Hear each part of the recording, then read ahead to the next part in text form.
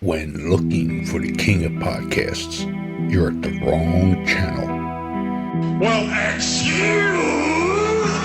me! Looking for good ideas for life? You're far from good hands. Hey, bud, what's your problem? If you think the listener is always right, you're far from the right place. Out of order! Even in the future, nothing works! Hosted by a Northeasterner by birth, but a rebel by choice. Are you threatening me? If you want a host that floats between love and madness, and we know the night is always gonna be here anyway. Thinking of you's working up my appetite. Looking forward to a little afternoon delight. then play on and listen to Crazy Train Radio. All right, guys, listen to this blues riff and B. Watch me for the changes and try and keep up, okay?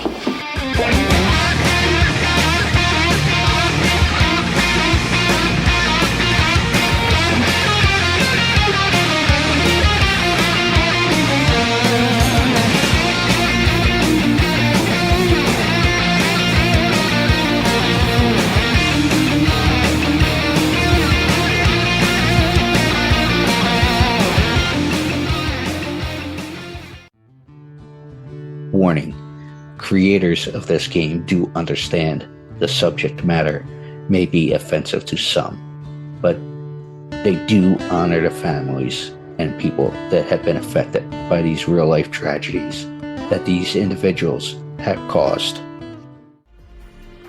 Want to play a game? Oh, yeah! Lover of true crime? Yes, yes, yes. Well, we got an interesting game for you to check out. Wow.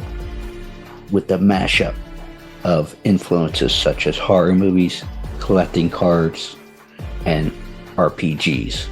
What? Led to giving birth to an incredible creation of this game, Killers, the card game. You are all my children now.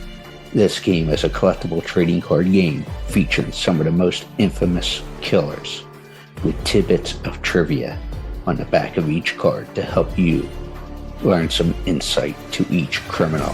Who the hell are you? Let's not forget, during the game, cops will be chasing you and these criminals. I'm a cop, you idiot!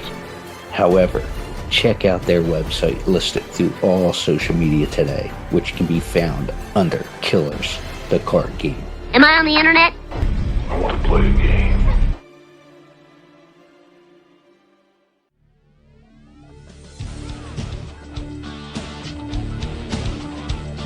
Hey everybody, what's up? It's the original ECW original, Bay Ragni, aka Easy Rider, aka Chubby Dudley, and you are listening to Crazy Train Radio.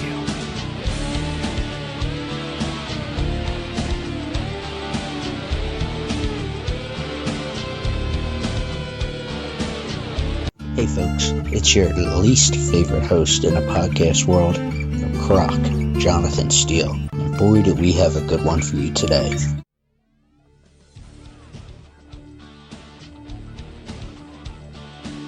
Ladies and gentlemen, boys and girls, children of all ages, I'm kind of glad to be getting on the horse again. And yes, some fans listening to this may have received some pictures of me with horses at a friend of the show's house during a recent trip to LA, because they are fans of that person. Ooh, lovely. That was a good one. Yeah, better out than in. But that will be discussed at another time. LA. I am looking forward to going a little old school here, wrestling related, and I'll actually get to talk because Mike is not here with us, usually our wrestling co-host. Yeah, so we'll leave that be. Our guest today is originally an Upper Darby guy. He's lived in Dudleyville for a little while, which, you know, if I was in Dudleyville, I probably wouldn't have had the same issue I had. I was just joking with him. But now is in a little town called Nashville, Tennessee. Mr. Bay, Chubby Dudley, Ragni. How you doing, sir? Before I get into it. I'm doing great, man. I'm doing great. Thanks for having me.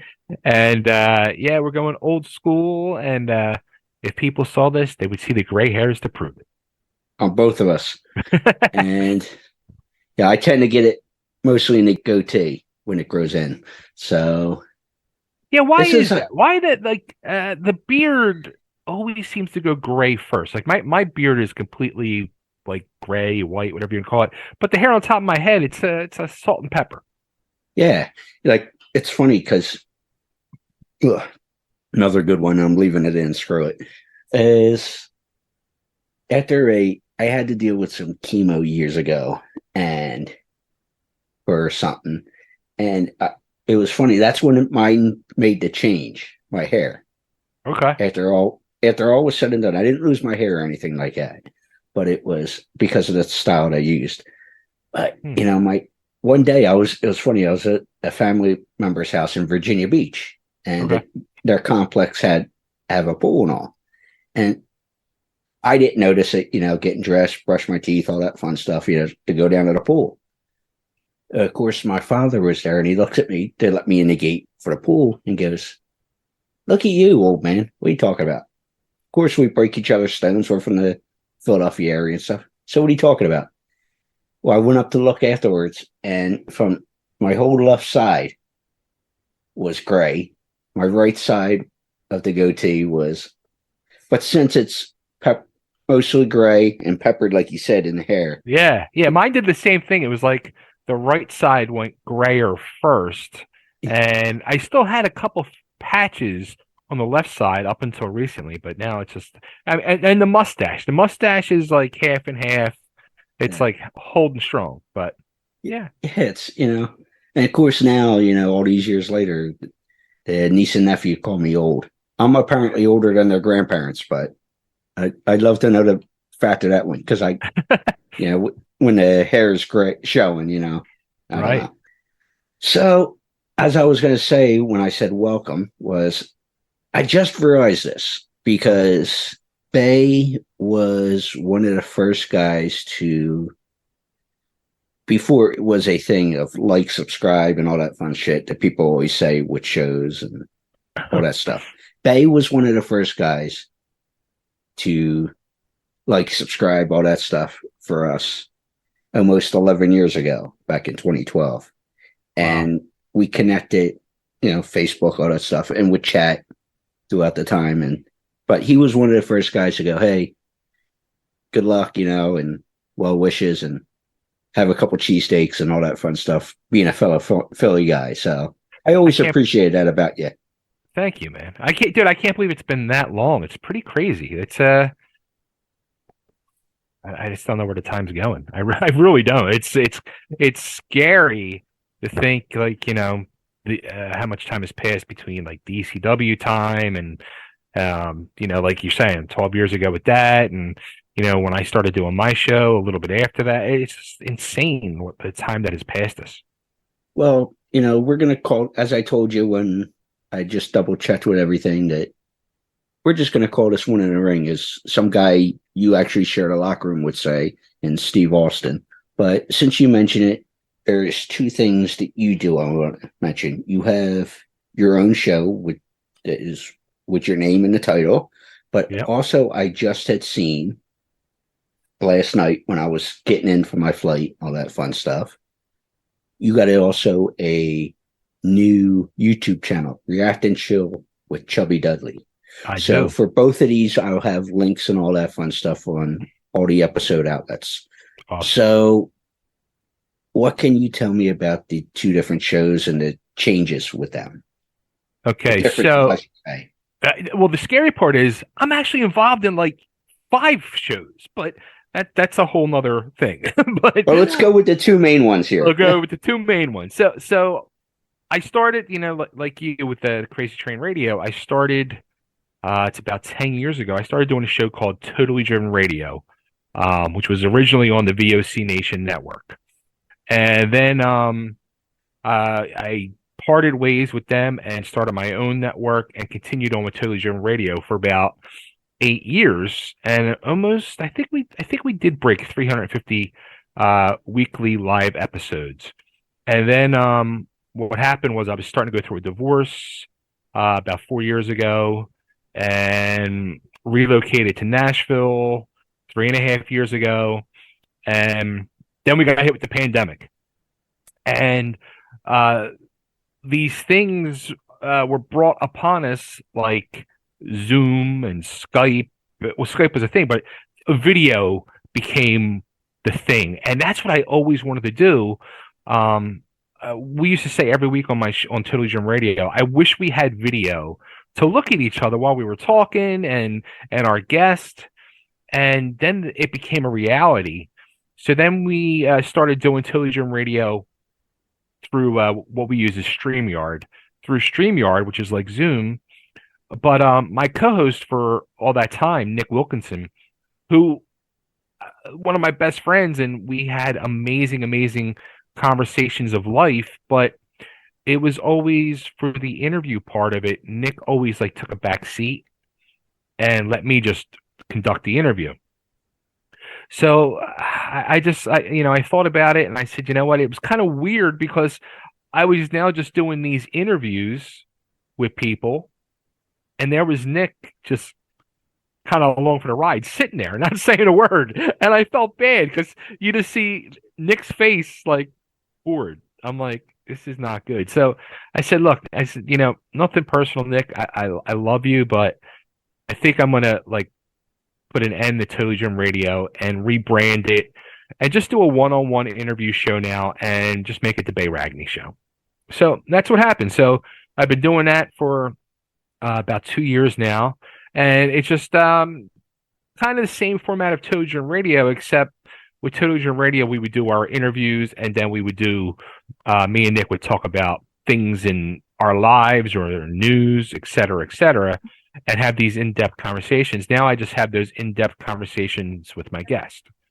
So that's still up. That's going. It's on Totally German TV on YouTube, and we just had our most successful month. I was just telling my fiance before about an hour ago. Just had my most successful month. We had over 7,000 views this month on interviews. We had 2 blockbuster interviews, so it's been a really good month in the world of the Bay Ragni Show. So that's been good. But the thing that I've been really focusing on now as of late is React and Chill with Chubby Dudley, which is a reaction channel, and that's a huge thing going on in the world of YouTube. And I never thought I'd be doing reaction videos.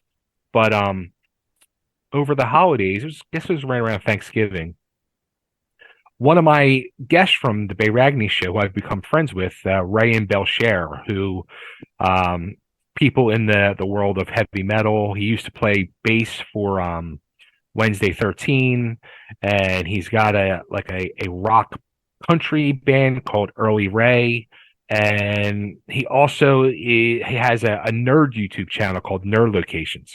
We've become very, very close. He's become like a true brother to me. So he comes home from doing an acoustic gig one night, and he texts me. It was like midnight, 1 o'clock in the morning. He's like, "Are you awake? I got to talk to you." I'm like, "Yeah, what's up? You all right?" He's like, I got this idea. I got to run past you." I'm like, "All right." So we get on the phone. He's like, "Dude," he goes, "I just got home a couple hours ago from my acoustic gig I did tonight. Came home and I'm laying in bed and I started watching ECW stuff on YouTube." I'm like, "Okay."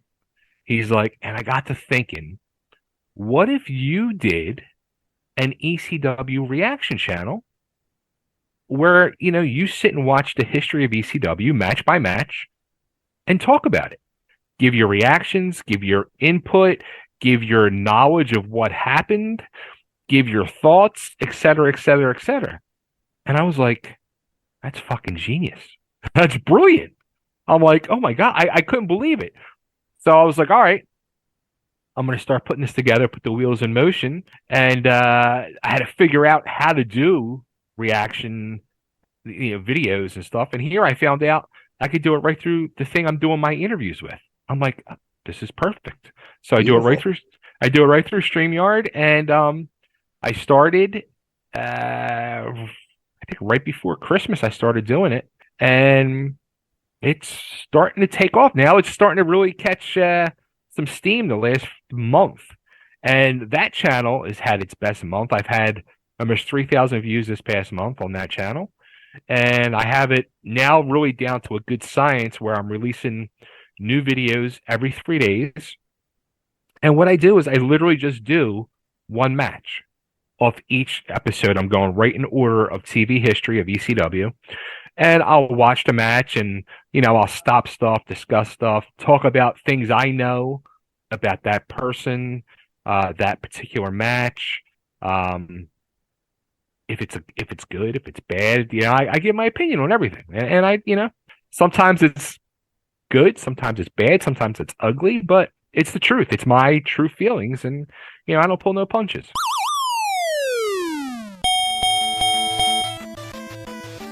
I had just said to Bay about a half hour or so ago, during my trip, I had picked up my favorite thing. It was actually gifted to me, a little bottle of. I didn't crack it open because I didn't want TSA or anybody giving me a hard time. Right.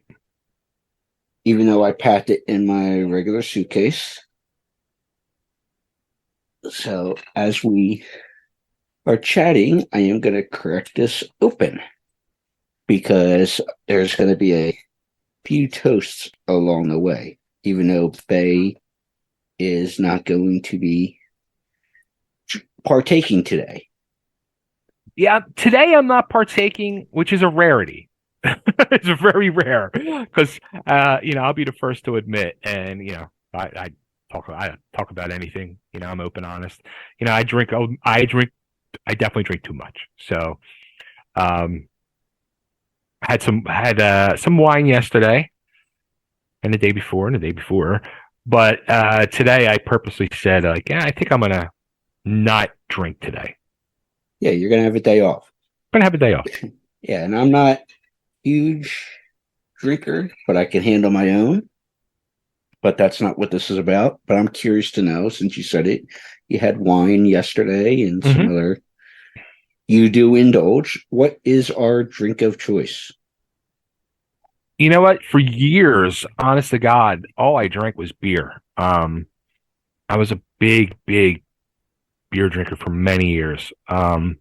Actually, up until I came to Nashville, and I started down the path of wine, and I truly fell in love with wine, and I drink wine more than anything now. I'll have some whiskey. I've gotten really into old fashions, but I should say I love peanut butter whiskey, and I just discovered like 2 weeks ago.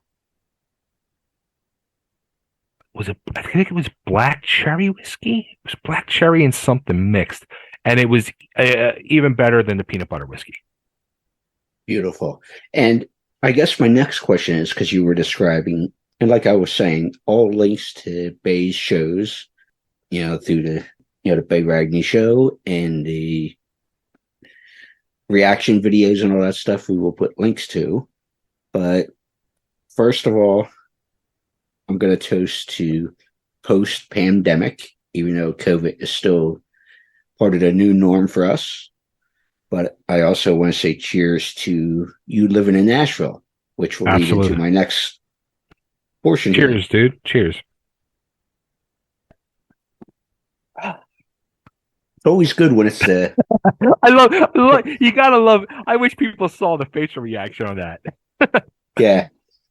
There's always something that's good for the first shot from when you crack open the bottle. It's just like, now I got the tingle in the back of my throat, and all is good. Yeah, sometimes the facial reaction don't match, but like you said, it can be entertaining. So you said now you went. you're partaking in something now that I have not partaken in since I moved to Nashville, and that's soda. Yeah, that's like my one thing that's, I would say, is my crutch in soda. Mm. That if I have an addiction to anything, or there's many different ways I can take this, but it's like that one thing that's like, ugh. As much as I enjoy it, I probably should break that habit. I know, and I joked about him in the introduction, Dr. Mike, who is the show's resident dentist from California and all, and photographer of the wrestling business for all those years and such.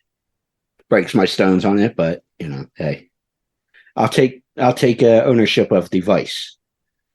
But that's all. Us Philly boys, we got to take ownership, and we usually do. Absolutely. The good, bad, and the ugly.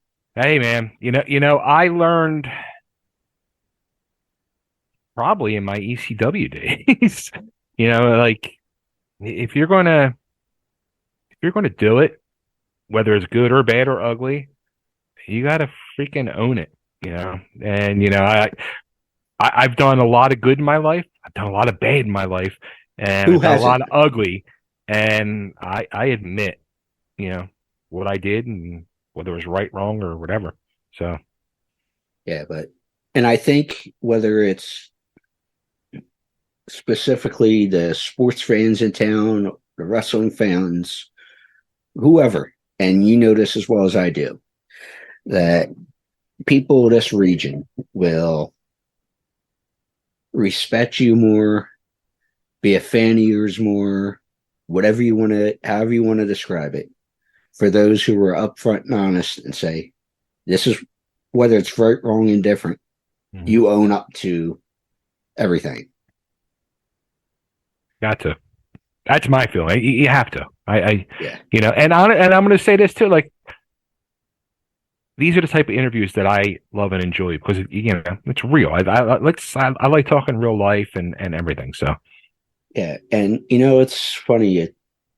I was talking to, it's hand to mouth with the show, and this from doing your stuff. It's a passion thing. And absolutely. I was talking to a guy who supports our watch-alongs and stuff, which from time to time I've invited Bay to join us. But when we do the watch-alongs of movies, wrestling, whatever, but schedule hasn't worked out.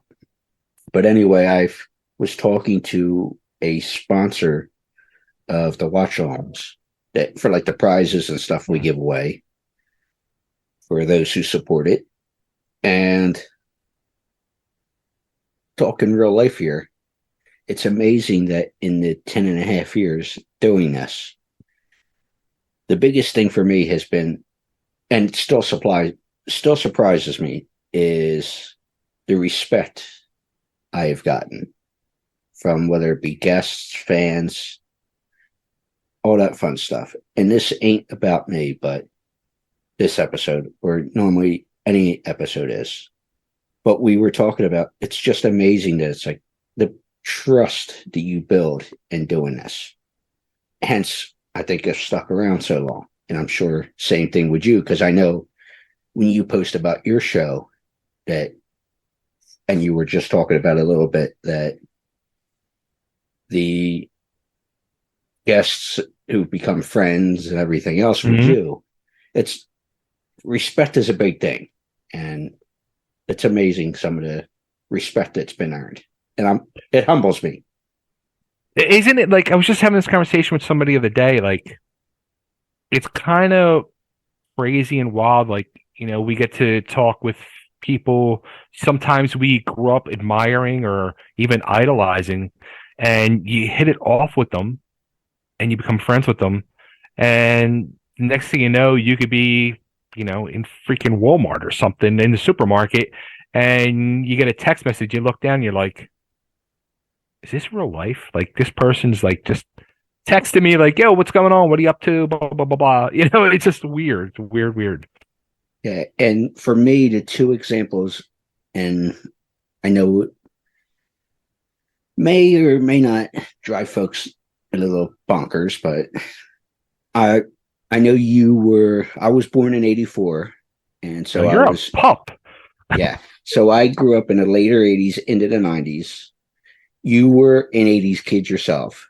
I was born in. I'll be 53 next month. I was born in '70. So yeah. So but your prime in the '80s and stuff, and you would appreciate these two names that, like you said, that floors me when I get a text from is okay, awesome. But the other one, that's whose ranch I was at, and with his horses and stuff, way out in LA. Nice. So I got to figure out a box for it. Horseshoe, fresh off one of the horses. Dude, that's cool. I'll send you the pictures when we're done. But the other one that floors me every time, and there's other people obviously on the list, but the other one that always floors me, and I kind of get a little giddy. It's like when I hear from her is, and okay. I don't even think I've ever seen the movie Roadhouse, to tell you the truth. I'm gonna have to insert, and that's the one right here. Yeah, right. Is that's the one with is Terry Funk in Roadhouse? Yes. Okay. I just met last week, as a matter of fact, at a Comic-Con I did here in Nashville. A actress who I've heard of her name, but when I was sitting there at my table and I Googled her name, she was in Roadhouse. Who was it? Lisa Michelle Axelrod? Yes, yeah. Okay. She would, but here we go. Well, but yeah, it was also in Jason Goes to Hell. Did you ever see that one? No, I'm not. Okay. I am not. Believe it or not, I am not a horror movie fan at all. I don't like. I've seen a couple early Friday the 13th or whatever, and Halloween and Freddy Krueger, a couple of the early ones, but just because it was, I never go out of my way to watch anything horror. Yeah, it was funny. The show was invited down to Kentucky last October, and one of my riders was I wanted to meet, because like I said, I don't do this to make tons of money and all that fun stuff. But one of my riders was I needed to meet Robert Englund there, Freddy Krueger. Okay. Because I had a legit glove, not movie prop, but what they licensed by Warner Brothers and stuff. I wanted that signed, so I said, "That's when we were coming together. And what do you need to come down?" I said, "That's cover my trans and let me make sure I meet Robert, because he's a popular guest of the shows. Any con he goes to." I said, "I need to need to meet him." But you brought up Terry Funk, and I think this is an appropriate story to tell about him, and it probably wouldn't surprise you with Terry. And the past year or so, there's been stories about Terry, about his health and just different things, and wish nothing but the best with Terry, because Terry is an absolute legend, and he was always fun to sit under that learning tree if I happened to be around him. Absolutely. And especially those who were in the business. Always a pleasure because Terry was a guy I found, at least from my experience around him, was a guy willing to share stories, willing to share his knowledge.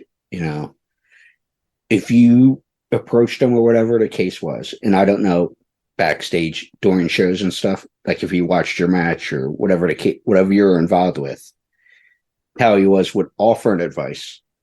But at least I know from my dealings with him in the early 2000s, when I was around him frequent, he would be giving of stories, and he was a giving guy. If you asked him, he would tell you. You know what? Him, I mean, for the most part, everybody was always pretty giving. I never personally asked Terry or anybody, how did it look? I would ask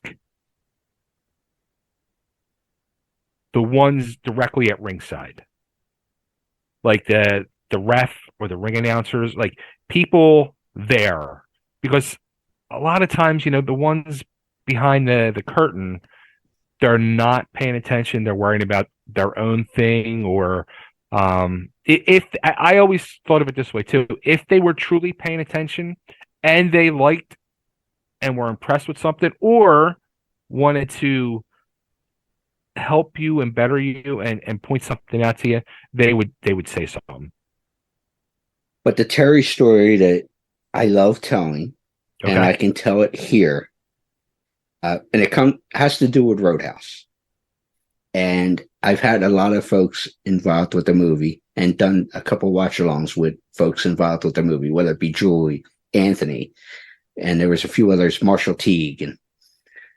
And I'll put it this way. Julie was, hey, I know nothing about it. Anthony kind of smirked and says, no comment on the air, which I get, but knew what I was talking about. But Marshall Teague, who was another badass, said, hey, yeah, sounds about right with Terry. Well, the story goes that, and I chalk it up to Terry being Terry. And anybody who knows him, has met him and all that stuff, wouldn't be surprised or heard stories about Terry. Yeah, I'll put it on any front. But I'm not sitting here claiming to be Terry's best friend, any of that stuff. Right. So don't take it that way. But just having met him and know people who's worked with him and been around him for years and everything else, it's not a surprise. I'll put it that way. But the story goes that, so the movie wraps in late 86, whatever it was, because it came out in 87. And traditionally they have wrap parties for the movies and all that stuff for the cast, the crew, production people, everybody involved with it. And this was done by Joel Silver, for those big movie fans. He was a huge producer in the 80s, early 90s. Involved with a lot of projects. Okay. So Joel Silver puts on a hell of a party for everybody, rap party. And there's a live band, all that fun stuff, liquor, beer, soda, wine, food, they go full tilt for this thing, and a live band. And at the time, Terry may have liked to partake in a cold beverage now and again. Terry loved his cold beverages. Yeah. I'm not judging. I just had one to start. And I might have to pour another one as we say this. So anyway, Terry, everybody's having a good time that night at the party. And Terry wanted to sing with the band. Oh, okay. I'm sure you've heard stories about Terry wanting to sing and have a good time over the years.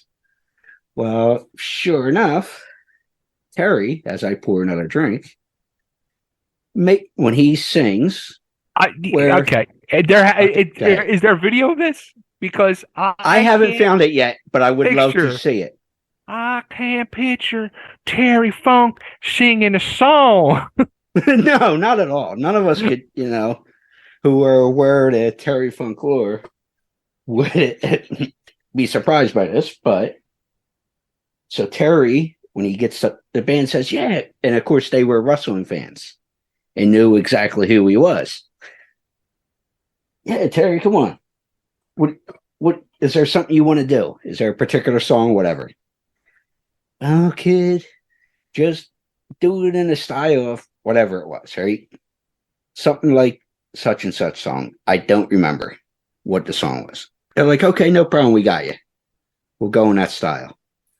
Ladies and gentlemen, we'd like to introduce, for you to sing here his lovely vocal renditions, Mr. Terry Funk.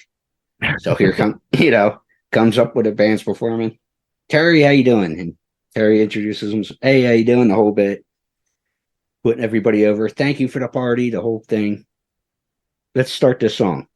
And it may have not been the most appropriate song for that particular audience. Oh boy.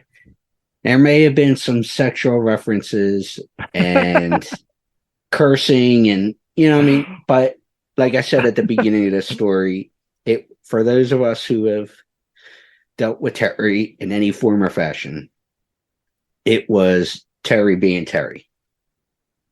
Exactly. He wasn't doing it to be rude or, you know what I mean? It was Terry having a good time.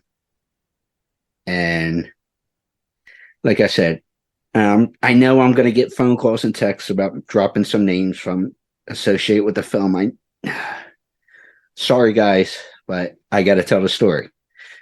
But long story short, he was not hired ever again to work for a Joel Silver project. We'll leave it at that. Okay. But if I ever come across that video, you know they have to have footage of that. You will be the first one to get it. Somebody has to have that. At that time period, there has to be. But anyway, back to Bay after the little side distractions and talking real life and shit. So, and folks we have come across. So anyway, what during your divorce led you to picking Nashville to go to? Okay, so the crazy story is, as you tell this story, I'm going to have the shot. Yeah, this is a good one. So yeah, cheers. Look at that. Yes. I need crazy story. Now I need one. So I was starting to go through my divorce, and there was a girl in Nashville who I always kind of thought like there was like a connection with, and I would joke and she would joke, and we both kind of knew there was a connection. And I said to her, I'm getting ready to go through this divorce thing. Somehow, some way, I'm going to end up coming to Nashville, and we're going to meet. We're going to get together, and you watch. And she was like, "Yeah, okay. I don't believe you're getting divorced, and I don't believe you're ever going to come to Nashville." I said, "Okay. You wait and see." And 2 weeks later, I won a contest to come to Nashville for a podcast convention. How ironic. Yeah, right? So, I called her up and said, "Yeah, see you in 2 months. I'll be there. I just won a contest." She was like, "What?" And 2 months later, I came to Nashville and we got together, and I almost basically never went home. I mean, I went back and forth the next 6 weeks and ended up moving here 6 weeks later. And here we are almost 4 years later. Nice. And I have a lot of folks on from a musical standpoint, whether it be independent artists, whatever the case is. And it'd be nice to get your perspective on Nashville. Another friend of the show named Phil Vassar, who's a country artist and such. Okay. And name sounds familiar. He's written for like Tim McGraw, Alan Jackson, all that stuff, but he's a performer himself. But he started out as a songwriter, so he's a singer-songwriter type. And other artists I've had on, Phil's again one of those guys, grew up admiring, and it's like, holy shit, he's, we swap texts, and it's like, holy kid, like one of those type deals again. Sure. But everybody, whether it be Phil or the other artists I deal with, they say Nashville is too small to be big, but too big to be small. Would you agree with that? That's a great way to describe it, because here's what's happened to Nashville. So my fiance Coco, she's been here 16, almost 17 years now. Does Ice-T, by the way, know you're dating Coco? I got my own Coco. Okay, go ahead. But so like when she came here years ago was before the big rush on Nashville that's happened the last 5 to 7 years. So Nashville is just that. It's a nice size city. And it's like Philly. It's got different sections of it. And it reminds me very much, like you said, I'm from Upper Darby, Delaware County, Delco guy. It reminds me very much of driving through Delco or even like Westchester area or parts of South Jersey. So when I'm going through it, I totally just still feel like I'm completely at home. I never once have felt out of place. But the city is very overcrowded. There's too many people here now. And it's weird. Like you feel those effects, especially in rush hour traffic in the morning and at night. Horrible. Way worse than Philly. But it's like after 6:30, the roads are dead. It's like everybody just stays in. So it's weird where people in Philly are still out and about, but here it's like everything just dies down. But yeah, the way it was described is perfect. That's exactly right. Yeah, and bands that you aren't in that music circle per se, though you are growing up as a guitar guy and all that. Yeah. Well, as a matter of fact, there's one of my guests from Philly. She's driving here right now with her band to spend a couple of days here, and we've been texting all day because I'm trying to get her set up with some people in the business I know here to do some songwriting with and stuff over the next 48 hours. So it's like we said earlier, it's weird, you know. Well, I'll put it this way: when it comes to who we know and whatnot, I'll quote the great DDP. Yo, it's me. It's DDP. And everybody loves Dally, and he's been a former guest as well. But the quote that I always love sharing of Dallas, and it makes perfect sense here. It's not who you know, it's who you know that is willing to say they know you. That's interesting right there. That's a quote from Dally and makes perfect sense in the world. Because you and me could sit here all day. Oh, I know this one. I know that one. But how many of those people are willing to say they know you when push came to shove? Right. Exactly. So with the old school wrestling and such, and obviously you were known as Chubby Dudley and stuff, and there's a lot to dive into wrestling wise here with you, because it's just amazing for those who us, especially from the Philly area, but we have listeners all over the place who still live and die by ECW and such. What do you consider as tagging somebody as an ECW original? Because you obviously had TWA, Joe Goodhart, then lead into Todd Gordon and all that stuff, starting the Eastern Championship, and everything evolved, obviously. So, but what do you consider an original ECW guy or girl? That's a great fucking question. Because I can honestly, like, so, all right, so my new tagline, my new fucking gimmick name is the original ECW original. Because I was there during the TWA, you know, I was going through school and everything else. I made my fucking debut in '92 with Eastern Championship Wrestling, and then came back in Extreme Championship Wrestling as a Dudley. So, and that's a big thing to be called an ECW original.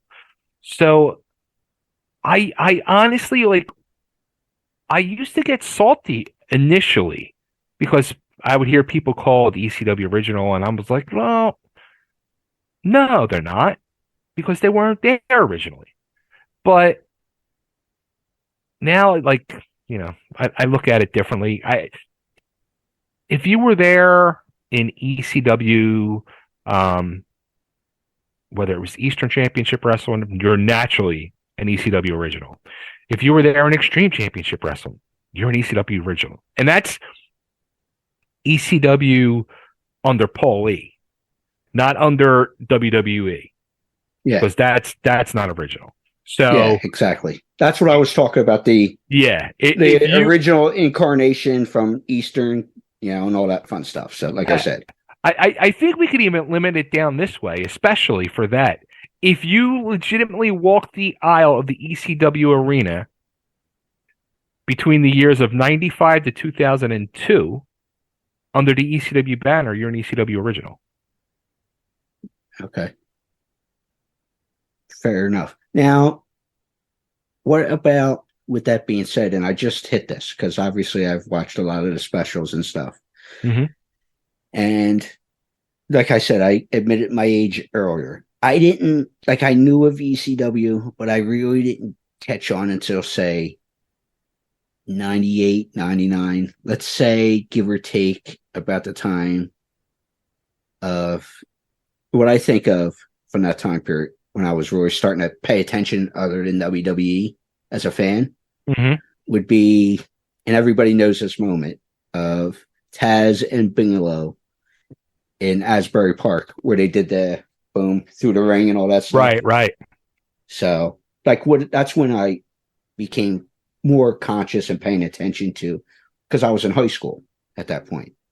Okay. As far as watching it live, per se. And when I say live, I didn't go to events. I wasn't the arena diehards. Just my folks wouldn't drop me off there because I was living in Jersey. But, watching on TV and all that stuff. But I have since, engorged in, and I'm not talking about with Jasmine St. Clair, but with Oh. Hey, everybody, we're all gonna get laid. She's gone from suck to blow. What?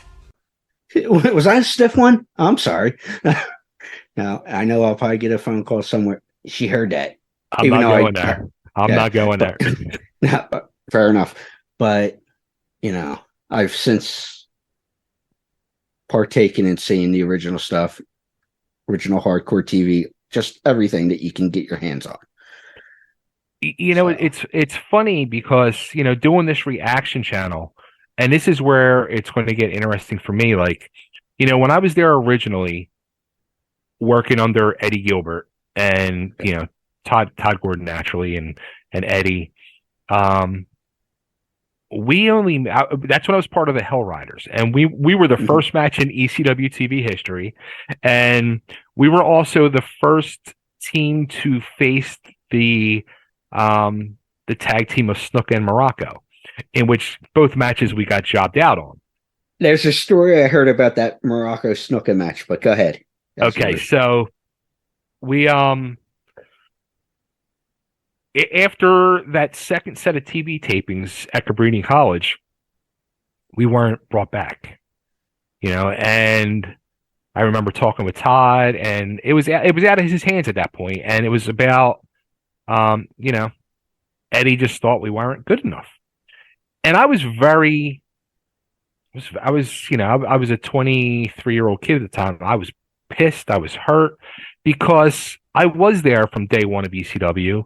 I helped out a lot behind the scenes. I helped out a lot with helping promote shows and going into these, areas and towns for Todd and flyering and putting out posters and stuff like that. And mean stuff wasn't always on the internet? How about that? I remember when the internet started, and I had no clue what the internet was. I was very confused. You used to see the commercial for Prodigy and stuff. What the fuck is Prodigy? But I was very hurt and turned off, as a 23-year-old kid. And it took me a long time to realize, I wasn't ready for that. So when I was not asked to come back, I stopped watching the TV product because I was so bitter against Gilbert and Todd and the company. I stopped watching it.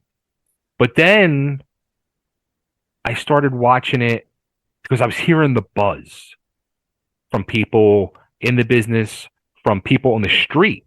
And I was like, what the fuck is going on? I'm like, I gotta watch this. So I started watching it, and I was like, I became a fan of ECW and what they were doing. And this was right around when like Raven came in and Stevie Richards, who I had gone through wrestling school. And I was really super excited and happy for Richards because he was a guy who he got screwed over early on before we even had TV, where Todd screwed him over, but he got brought back in. And he was always from day one when he came into wrestling school, I was like, this dude is fucking money. He's got it. He's going to be a true talent to be reckoned with in this business. Deserved more respect for what he did in the business overall. Absolutely. So then when I got brought back as a Dudley, I was completely engulfed into the product and the business again and everything. And then when I decided to leave in 96, I went back to that bitterness again and I stopped watching the product. So as right now, I'm getting ready to start watching into ECW stuff, Eastern Championship Wrestling stuff that I truly have not seen.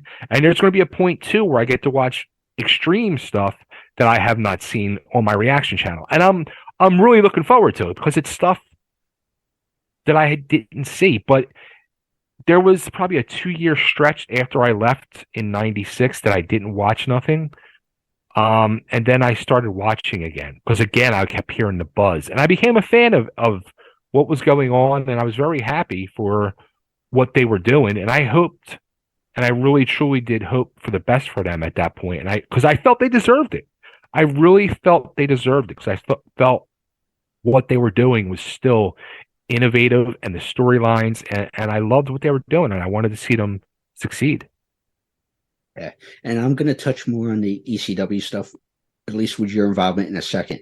But obviously, there was times with said bitterness or time away or whatever the case may be with you. Now, mind you, I respectfully say that Bay's career from a whole arc may not have been a 20 to 25 year run, like a Bully Ray or Raven or Taz or any of those guys. But your career, the time period is pretty in. You had a nice little run here. Mm-hmm. And during these times away from the company and such, during this run of the whole arc of your career, there was a time that you had your own promotion, Liberty All-Star Wrestling. Yeah. And I have heard in other outlets and whatnot that you enjoyed having your promoter hat and all on.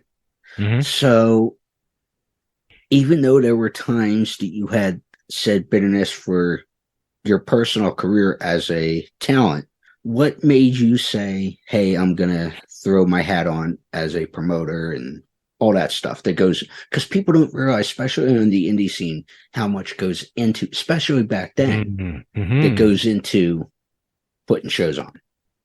So what happened was just that, like, how I mentioned, like Eddie Gilbert let us go. Well, we weren't the only ones. He cleaned house of, like 85% of the Philly boys. And, slowly started bringing in, his guys from Memphis. Which is natural. It's a natural thing in a business. Exactly. It happens in any business, not just wrestling. Yeah. Whoever a boss comes in, they're going to bring in their guys. Exactly.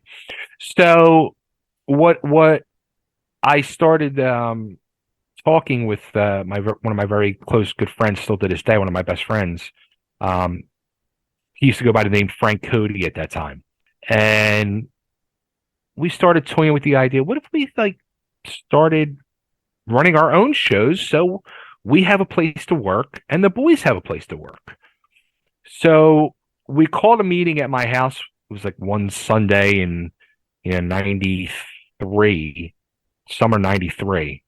And we had me and Frank. It was me, Frank, referee Joe Zanoli, Mike Bruno, Rockin' Rebel, Glenn Osborne, was JT Smith might have been there. Jimmy Giannetti was there. Maybe Tony Stetson. Larry Winters, like a bunch of the guys.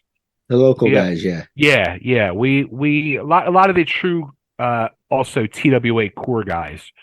So we had a meeting at my house to sit and talk about this idea, and everybody was all for it. But the thing was too at the time. I mean, I was a 23-year-old kid who was delivering pizzas at the time. How do I fund this? You know what I mean? That's the other question. How do I pay? How for am I this? going to? I can't give guarantees, all that fun stuff. Exactly. So when it came time and I presented, like, would people want to chip in? Nobody wanted to chip in. So I was like, all right. So what are we going to do? So one of the other people that was there who was not in the business but wanted to get into the business was a guy by the name of Lucky Larry Reed, who recently passed away a couple years ago.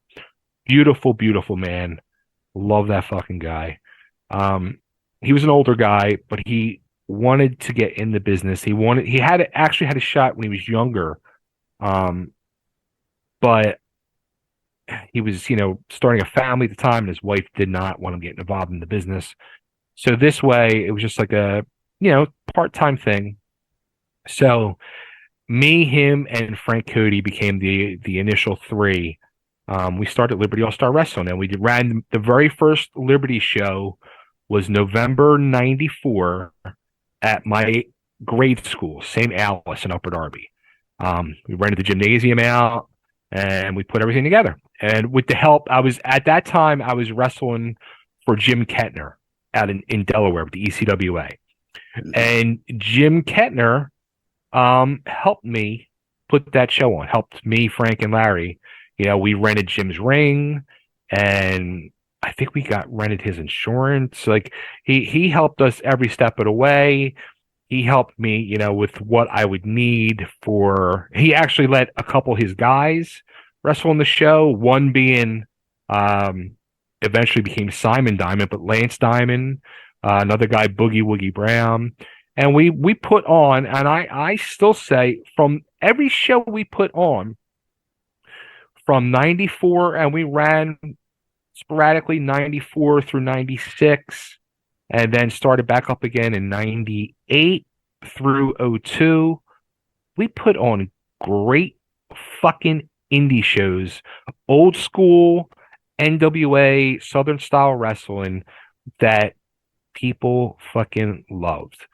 If I would have had a wallet, and not just trying to support it off delivering pizzas, or my ex-wife put a lot of money in and we lost a lot of money, I think Liberty All-Star Wrestling truly could have became something. And actually, Frank Cody restarted it a few years ago, and they're still gonna. He stepped away from it, but he had new partners in place, and those new partners, I know they just had a meeting last month or this past month, and they're getting ready to restart after the pandemic finally. So Liberty All-Star Wrestling's still out there.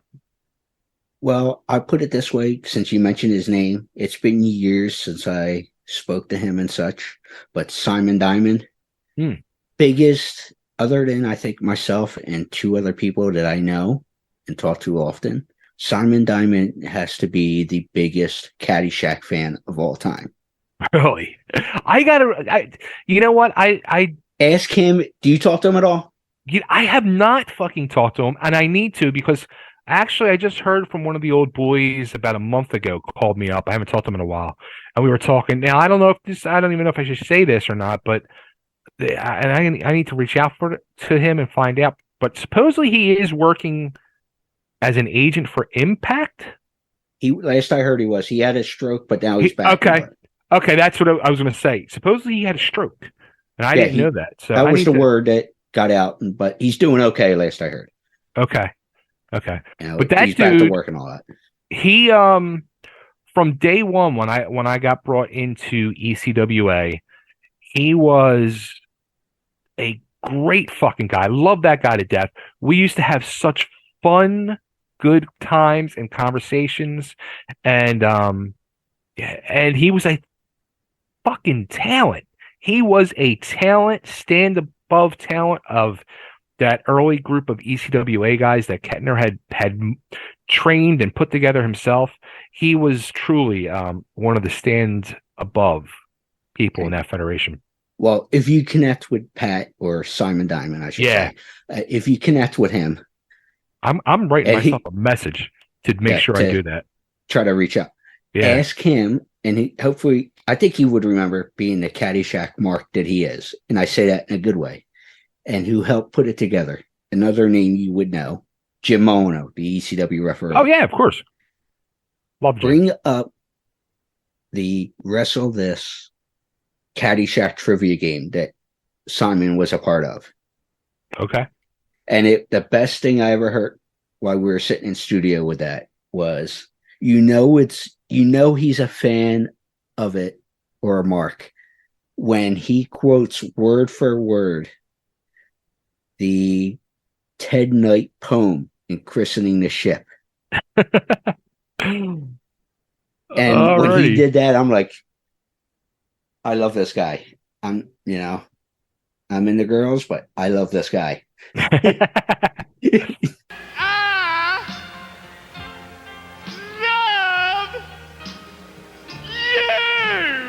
Won me over as he's on the phone quoting Ted Knight. That's funny. Yeah. You mentioned, and I don't know how comfortable you'll feel. I'm waiting for this one. Because you mentioned his name. Yeah. Rockin' Rebel. Yeah. And I knew Chuck a little bit in that because of the Philly indie scene later on when I was around the business, and Terry and just different folks. Mm-hmm. And obviously it's kind of disgusting with what we heard about what Chuck's ending and everything. And I'll put it this way, and I'm not saying this lightly, folks. Please don't take it light. I'm dead serious with this. The best way to compare what happened is a la Benoit, where there was murder, suicide involved, and, serious heavy shit, when it came to Rebel. Yeah. I'm not saying any of that lightly, but, because it is heavy. But could you have seen that kind of stuff happening with Rebel that went down? Yeah. Does it surprise you, or you're not surprised? It didn't surprise me at all. It's like honestly, like I could fucking cry right now, like talking about him and Stephanie. I fucking loved that girl. She was from my first night in the wrestling business when I started wrestling school. I met Stephanie. She was there at the old tri-state school with Chuck. Chuck's the one that got me in the fucking business. Chuck worked, for he was a Delco guy. He worked at Haverford Township at the time. He was a trashman during the day. And my brother-in-law was working for Haverford Township. Not doing trash, but doing something. But they used to be in the same meeting place day and night. And he ended up meeting Chuck. And at the time, I was like, I want to get into the wrestling business. And my brother-in-law was like, oh, I work with this guy. Brought me to meet Chuck. Chuck told me about TWA. And I went up to the school and met Goodhart, had my meeting. And then I got my tryout scheduled. And the rest is history. I had a love-hate relationship with Chuck throughout my whole wrestling career, because early on, when I was very green to the business, I was, I looked up to Chuck, because here was a guy who, he was getting a lot of work, and he could fucking work. And I looked up to the guy at that time. But, after a few years, I started seeing the real Chuck. And I also learned more that he was not very well liked in the business because of the real Chuck. The real Chuck was an asshole. Not that he was an asshole. He was a narciss. He was an egotistical narcissist. And around 90, it was 94. Trying to think. I think it was 90. Yeah, it was maybe no, maybe it was 90. It was 95 because it was late 94 when we started promoting. It was November 94. Liberty started promoting, but 95 I opened a wrestling school in Darby, down in on McDade Boulevard, and we were there 4 nights a week training, and one of those nights we would go to one of the bars on McDade Boulevard. It was every Wednesday night was quarter night. So all the boys would fucking come. We would work out, train, and I mean, some of the guys from Mike Sharp's school would drive 2 hours to come fucking for Wednesday nights because it was these quarter beers. So we would have like 20 of us gathered, and we would go and fucking hang out for quarter night at the bar afterwards. One of the boys, Chuck and Stephanie had broken up at the time. And Stephanie started dating one of the other boys. And we became very close at that point. You and Stephanie? Me and Stephanie, because we were hanging out every Wednesday night. And there was a situation that had happened that Chuck pulled a gun on her and was holding her hostage in a closet. At that time, this was mid-90s. That's why they had broken up.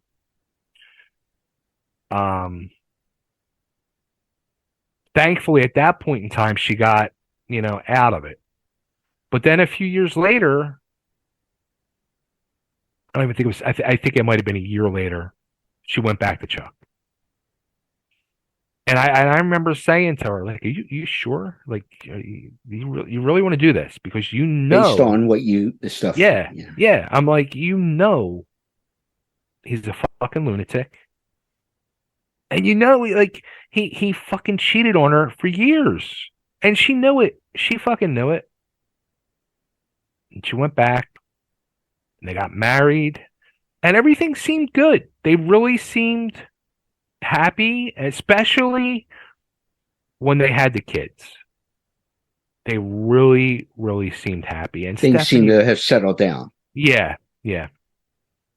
But then, I started promoting shows again, and I was working with Chuck, and with Chuck with the license, and I was renting his license, and Stephanie, and so I was again in bed with fucking Chuck, and I seeing him, like he hadn't changed. So I knew some shit he was up to, some shenanigans, and what he was doing. And I remember when I closed Liberty All Star Wrestling, we had a falling out a few months before I closed it. We had a very bad falling out over money, naturally, and we reconnected through Facebook. When Facebook started, I got that friend request from Chuck, and it's like, oh no, here we go. And then I got a friend request from Stephanie, and we became friends again. And actually, Stephanie had, I forget what the business was. She had like a little side business she was working on, and she became a sponsor of Total Gym Radio for like 6 months. She was helping me out. But like I'm actually like I'm like fighting fucking tears right now. That poor fucking girl. What he fucking did to her.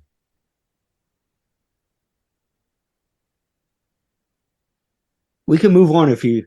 No, that's cool. But and worse yet, those fucking kids, those poor kids. It's their son found them dead on the couch. Fucking heartbreaking. It really is. So, I talk about Chuck in these reaction videos. Like, I, honest to God, had fucking blocked this fucking scumbag out of my head. I really did. I can't blame you, obviously, for. I totally forgot about fucking Chuck and Stephanie until I started doing these reaction videos. And when he fucking popped on my screen that first time, I was like, holy shit. Everything floors back to just all this. Yeah. Yeah, totally. Well, totally. We will move on, but I will say this. Pour one for me, motherfucker. Yes, this is going to be, and I can't recall interacting with Stephanie. Yeah. Okay, but I did have interactions with Chuck. But, just because of things like in the early 2000s indie scene with things like 3PW and what Chuck ran and all that stuff. Yeah. I can't recall interacting with Stephanie, but the way you described her of being a saint of a woman, Stephanie, if your presence is out there, or I'm not a religious guy or any of that, we're thinking of you and that you were I've heard nothing but positive for her. So Stephanie, thank you and all that fun stuff. Let's think positive of Stephanie as we speak here. Absolutely. So about the ECW, obviously Stevie brought you around to the hotel and that story's been told, but can you tell our audience story of coming up with Chubby Dudley? Because I know you had a different idea for your name. Yeah, I was always a huge Gorgeous Jimmy Garvin mark. I used to just love the Gorgeous How can Jimmy you not Garvin. love Jimmy Garvin? Yeah, man. I just loved his whole gimmick and the persona, and he had the best line. He used to just fucking come out and just fluff his hair. It ain't my fault. It's not my fault. I'm so pretty. And that used to just sunshine the whole bit for me. Yes. So I wanted to, my original idea for my gimmick before I was even a Dudley was I wanted to be Beautiful Bay. And I wanted to come out to, I had the entrance song, I wanted to come out to Billy Squires' Everybody Wants You. And I wanted to do a Gorgeous Jimmy Garvin gimmick. And Goodhart and Larry Winters was like, hell fucking no. No. Not doing it. Not doing it. I'm like, come on, it would be hysterical. They're like, no, not doing it. I was like, all right. So when Richards brought me to meet Paul, he says to me, he goes, what are you thinking for a gimmick name? I said, and I did the Gorgeous Jimmy with the hair. I said, I want to be Studley Dudley. He's like, no. I'm like, nobody sees my vision. He's like, Chubby. I'm like, okay.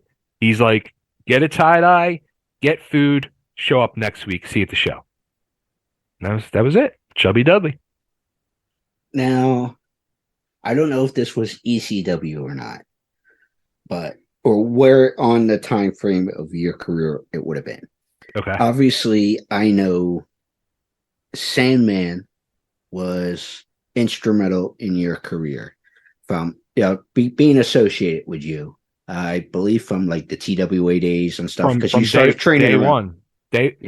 Hack was, it's funny because Hack was he was 29 when I started. I was 20 years old, and he was 29, and he was just kind of out of wrestling school at that point and just starting to work.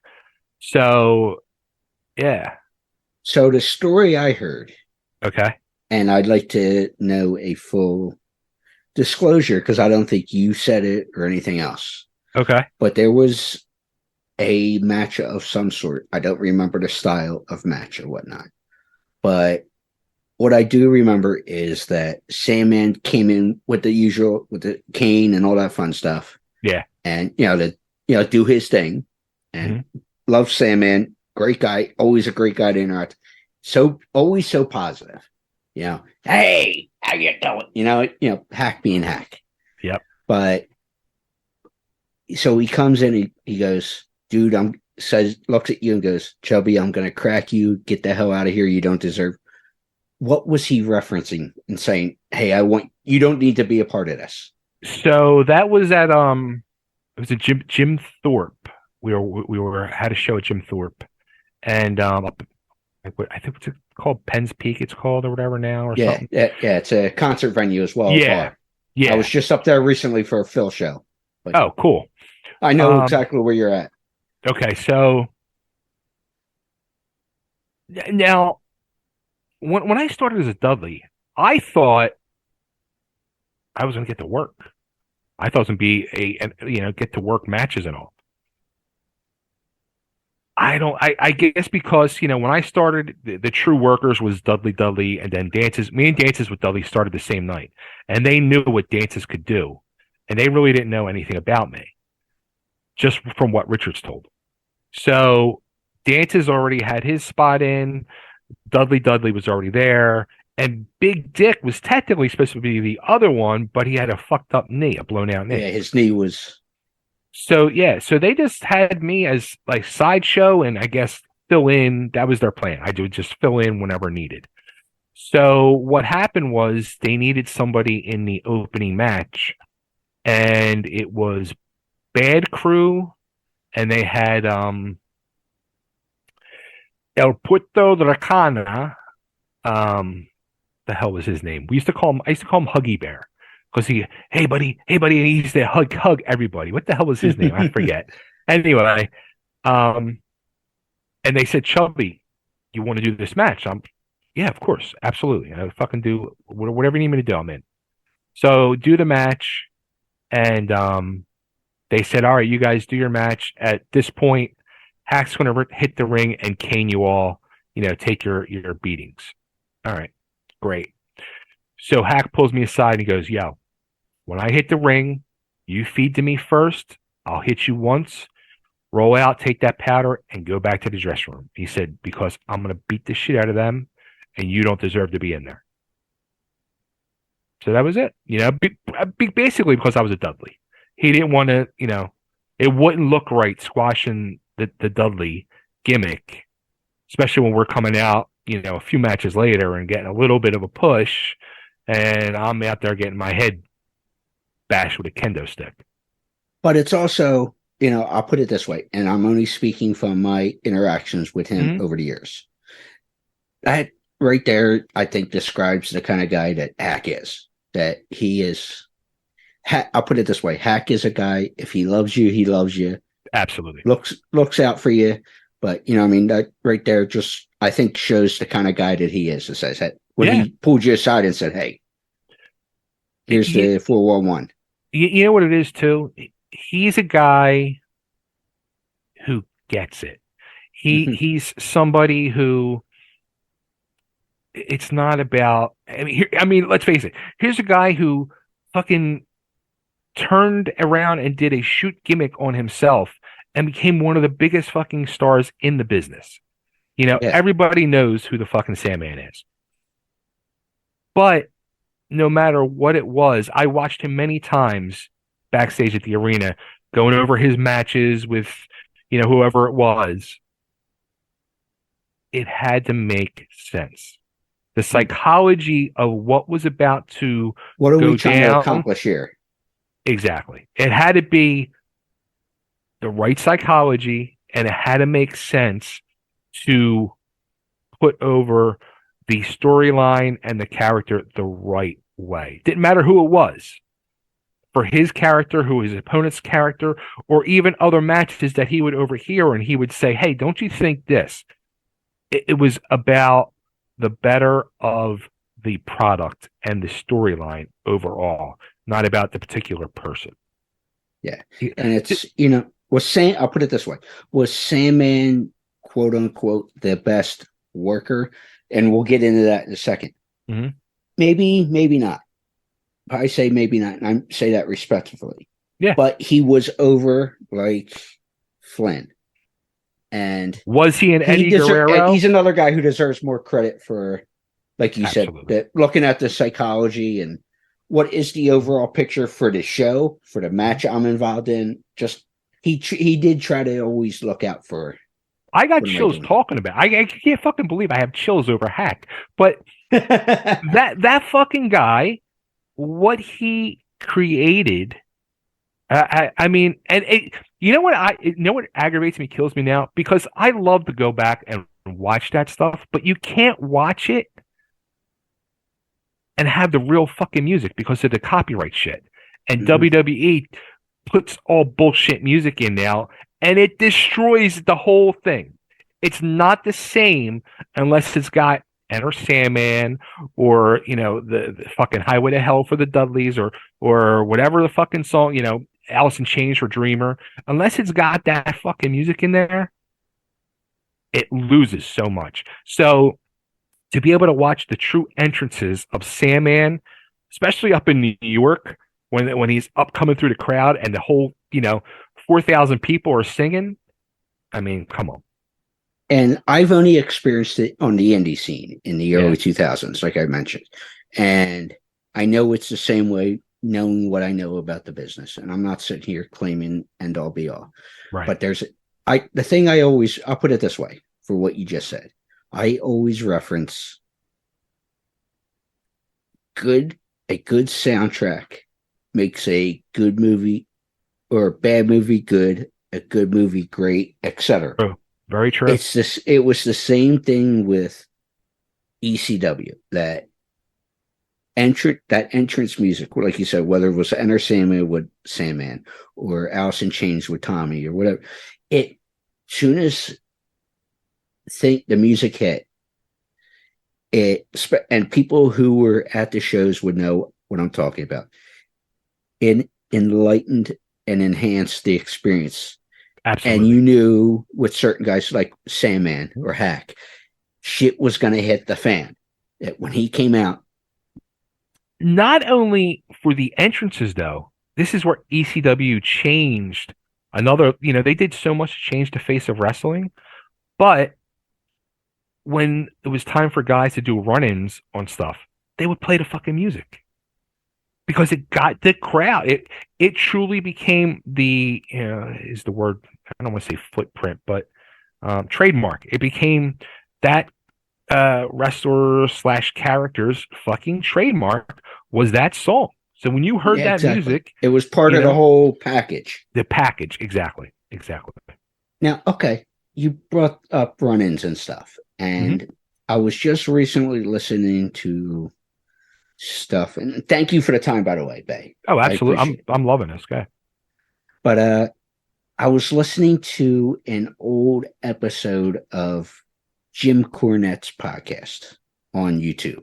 Love corny. And yeah, you can love corny, hate corny, whatever your thing is. But I want to reference this because he was telling this story from his experience when he came the one time to ECW with Lawler and all that. And Tommy had the issue with his groin and with the swelling. Yeah, that appearance. And you can go and find that online where Corny tells his perspective. But during telling that story of that one appearance, he mentioned he was talking to Chris Candido, which I thought would have been an awesome, if he was still with us, an awesome podcast guest, just everything. Chris was a good storyteller. I never interacted with him, but I thought he just knowing what everybody talks about Chris. Chris was a good dude who I felt got a raw fucking deal. Yeah. Chris would have been an entertaining guy in today's world, being able to tell stories and such. Absolutely. So anyway, Corny was talking about his phone conversation initially with Chris about doing this appearance, this one-off and all that stuff. Because it was Chris that initiated to say, hey, Jim, would you come in? Because of their history in Smoky Mountain and such, right? Yeah, because they had a previous relationship. So that's why whatever. So, they were on the phone talking and stuff. And apparently Chris had said, well, every month at the arena or whatever it was, we always like to have a surprise, Hence, we want to have you because of how things he said about ECW and all that stuff. Right. That stuff's out there. And Corny says about, well, if you don't have the true definition of a surprise. But well, you don't always have to have a surprise, da da da da da, and get to know all that. What was your thoughts on always having some sort of surprise at an ECW show, whether it be an arena show monthly or whatever the case is? I mean, it wasn't always. Yeah, it wasn't. I mean, it was when it was pulled off, when it was able to be pulled off, I should say, or when it was a surprise comeback of somebody, like when Sabu came back and all. I fucking loved them. I again changed the business. It changed the business, because that crowd at that arena was so smart to the business. It changed, it truly made wrestling fans, hardcore wrestling fans, of what they became to. What you're seeing today, you wouldn't see these fucking people going to shows, walking around with belts, and people talk to me on Facebook, and they have like $20,000-$30,000 belt collections. I'm like, what the fuck? What? Like, it just blows my mind. And they're paying all this money. They're going all around the country, and they're seeing all these shows, and they're going to these, they're just doing all this stuff. And it ain't because of WWE that made the fandom of wrestling. It's ECW made the hardcore fans dedicated the way they are. And it was reasons like, those surprises that maybe happened, a half dozen times a year, or the dedication that the guys in the ring were given, that the fans dedicated their lives to, the promotion and now the business itself just as much. So, and it's funny you mentioned about the fandom of people with the belt collections and everything else and money they spend to travel. Blows my mind. Yeah. And I'm sure you follow him on Facebook and stuff. And I would think you do. If I'm wrong, please tell me. You probably follow Evan Ginsberg, a historian of wrestling. I don't talks know about if I that do. stuff. I don't know if I do. You would get a kick out of him talking about the money that people spend. Dude, I can't buy a fucking belt to hold my regular pants up. Let alone these people are spending like $500 to $1,000 per belt, and like they'll show me their collections, and like one night, this one guy I talked to a lot, he's like, "Hey, are you busy?" I'm like, "Not really. I'm just sitting here doing some stuff." He's like, "Would you mind hopping into like this group chat with me and some of my buddies?" I'm like, he's like, "They want to ask you some ECW questions." I'm like, "All right."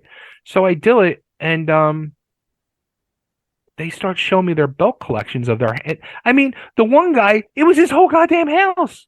He like did a walking tour through his house, and he just had cases and cases and cases of all these belts on display. It was like a museum. It was unbelievable. Unbelievable.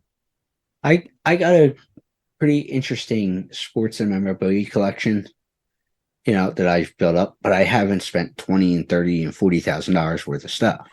Dude, these guys are getting these belts like custom made and all. And I just remember, back in the 90s when I was coming up through the business, to get a belt, there was only like 2 guys making belts.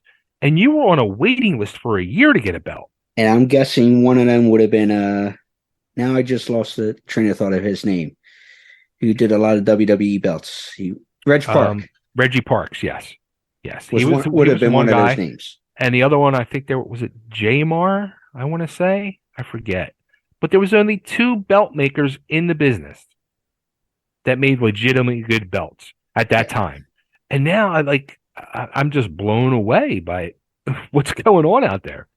Yeah, in this room in this office I'm in, probably the biggest it's wrestling mark piece I would say is you see right above me, which I know I'll get judged for saying this publicly, is the Hogan SI signed by him. Oh, cool. So Cool. from '85. That's But very cool. See, I used to like I was a big collector too. Before my divorce, I I lost most of my stuff in the divorce, but that was a big thing that I was really into with autographs was I liked getting magazines signed when somebody was on the cover and doing just that and having it framed. I liked the way my bathroom, my powder room in my old house was completely engulfed with like 30 magazines of like a lot of sports stars I had met. yeah, but that was one of those must haves from a wrestling standpoint because he was like, other than Danny Hodge, he was the first wrestler to be on the cover. Nice. Two more questions for you because Fire away. we've been on here chatting away for over an hour at this point. And the first one being is, I guess you could combine these questions, is you had the tag, you referenced it earlier, the tag match with Snuka Morocco. Mm-hmm. And what was that story behind that? Because apparently I heard you tell the story of when you go into the ring, you get the Jimmy, you motherfucker, you motherfucker. And Jimmy was a character. Obviously, people know his story. But I was like, did you ever figure out why he was like, you motherfucker, and kind of like, oh my god, he's gonna kill me? I you know what? I don't know. I never like he was fine afterwards. I don't know. But it's like a vision I have in my head that will be with me for always. I could still picture him grabbing me and giving me that headbutt. He's like, "You dumb motherfucker," and I was like, I'm dead. He's going to kill me in the ring. Cabrini College in the ring. I will be dead. And the funny thing is, that video, it's already set. It will be released. I don't know when this interview is, but it'll be in the next day or two. Okay, so that is getting that's the next video up on React and Chill with Chubby Dudley. So on March 28th at like 7 p.m. Eastern, it'll be released for everybody to see. So this will probably be out by the first, wrong at the latest. But so it's funny that the timing of that's going to be. It's funny. It's funny moment. So the second part of that question I would say is, and you would be able to describe this. Okay. Because I wouldn't obviously never been in the ring per se as an active competitor. Now, obviously, we all know what the business is and yada, yada, yada. However, there is something I was always curious to know. And obviously, the business is physical. And obviously, ECW was very physical. Blood, guts, chairs, all that fun shit. It is what it is. I don't have to repeat what it was at the time. However, was there somebody that you go, oh, god damn, that if they would crack you, whether it was with a chair or a fist or whatever, the different physicality things that happen in the business. What was the biggest difference you noticed as far as, say, a working punch or chair shot or whatever the case is compared to, oh my god, I'm dead? Mind you, take away the Snuka thing. It's funny because does that make sense what I'm saying there? No, it does, because it's weird. Like in a short span of time in the wrestling business, like I started training in September of 1990, and I ended up breaking my leg in the ring in training, so I was out for 6 months, and then I was set to debut, and then TWA folded, and then the whole thing with ECW starting from scratch and everything. So when I finally debuted, it was almost 2 years after I started my training. So as I went through my training, and my teachers, Larry Winters and Ron Shaw initially, and then Tony Stetson and Johnny Hotbody, and then Jimmy Janetti and JT Smith, all those guys, and even Rebel and Sandman, all those guys,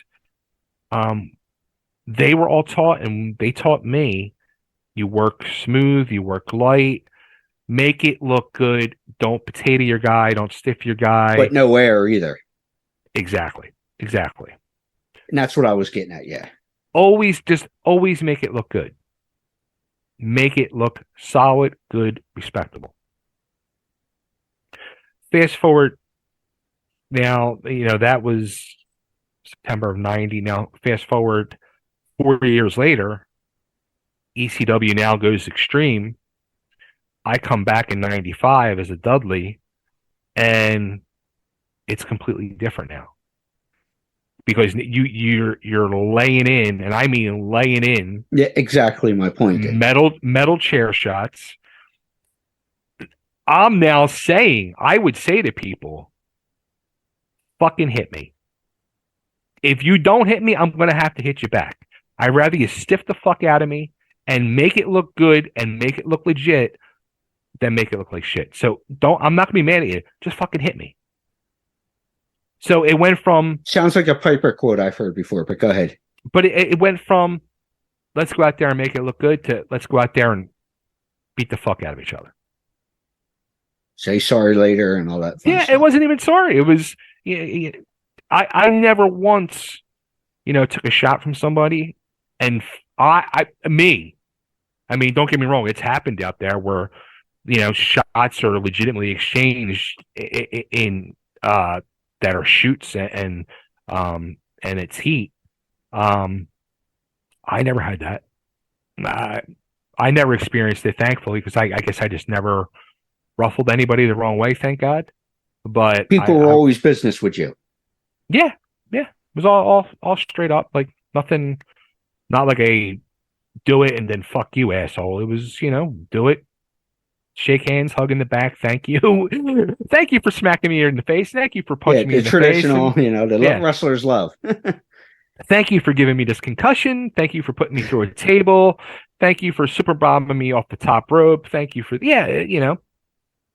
And like I referenced earlier, your career may not have been 25, 30 years, all that stuff in ring. But with all that stuff, because you had your share of chair shots and punches and just everything, especially with ECW and such, like you were saying there. But how would you say you feel overall right now? Do you have any effects? Oh, God.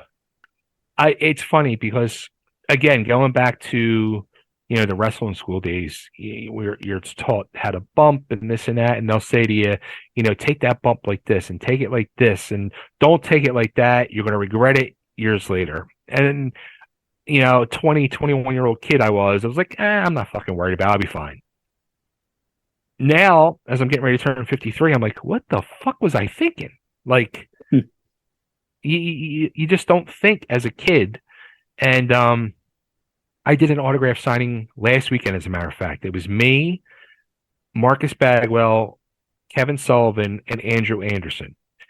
And I was like laughing to myself and shaking my head, because I would watch when each one of us would get up from the table to go to the bathroom or just get up and stretch and walk around, like walking ever so gingerly, especially like Bagwell and Sullivan, who, did a hell of a lot more in this business than I have. And their bodies took a hell of a lot more of a beating. But yeah, the body's not meant to do things wrestlers do. And you will pay for it down the road. Well, speaking of which, and this just popped into my head, as far as the kind of would describe the question I just asked, and that being, there's the famous story of the Public Enemy in APA, where APA just lit them up. Are you surprised? Did you have any interaction with a Public Enemy? And would you have been surprised with getting their asses handed to them? Well, here's the thing. Teddy and Johnny, both of them, God rest their souls. We're both, I was closer to Teddy. I knew Teddy more, and Teddy actually worked, I had him on one of my LAW shows. Johnny, he was an all right guy. He was, Johnny was out for Johnny. But they also were fucking tremendously over as Public Enemy in ECW. Yes. When you took them out of ECW and they went to WCW and they went to WWE, they were not over. They were not over. You saw they went from being the big, it's a big fish in that little pond, and that big fish couldn't swim in those oceans because you went from bigger rings and bigger workers. Simmons and Bradshaw Bradshaw's a good 6-7 inches bigger than either one of those guys. Teddy and Johnny were not that big of guys, like myself. I'm 5'10" on a good day, and so were Teddy and Johnny. And so when you have like a Ron Doom or a Ron Simmons who's 6'3", 6'4", and Toughest nails, all that stuff. Yeah, and yeah, exactly. And so, Bradshaw being 6'6", 6'7", what he was. Exactly. So there's a major size difference, and two legit badasses. But it was an attitude thing, from what is heard. It was an attitude thing with Teddy and Johnny. That surprised Johnny. I'm not surprised by, because Johnny had a little bit of an attitude. Teddy, I'm surprised by. Yeah, at least that's the story you hear about. That they said what they said, going out and all. Yeah. I mean, Teddy was always a humble guy, but Teddy was a bit of a wise ass too. He had that side to him. So I don't know what who knows what those exact circumstances were. They might have felt bitter and jilted or over something or whatever. But we can't ask them. Unfortunately, those guys aren't here. And whatnot. So, but obviously, folks, we've been at it at just about an hour and a half at this point. So I do appreciate the time. I was actually glad we can do this. Absolutely. Thank you so much. Links are going to be for his shows, the reaction video and the Bay Ragni and all that stuff throughout this. Thank you. So thank you, sir. Absolutely.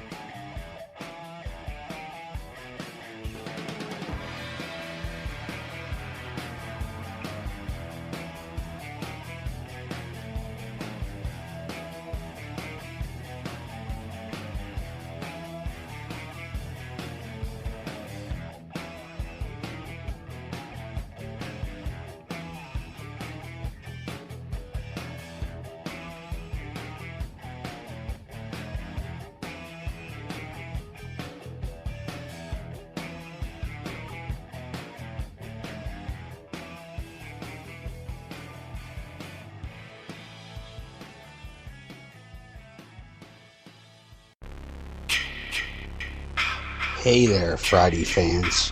We know how much you enjoy the movies. Enjoy grabbing your Friday merchandise and interacting with the Friday family, whether it be at conventions or during our particular watch-alongs. Well, when you're looking to get yourself masks, why not check out our friends over at Camp Blood Customs out of New York State and order your specific custom mask from any of the films. All orders are made specifically. Your needs and wants are. Make sure you find Camp Blood Customs on Facebook, Instagram, and all over social media and order yours today.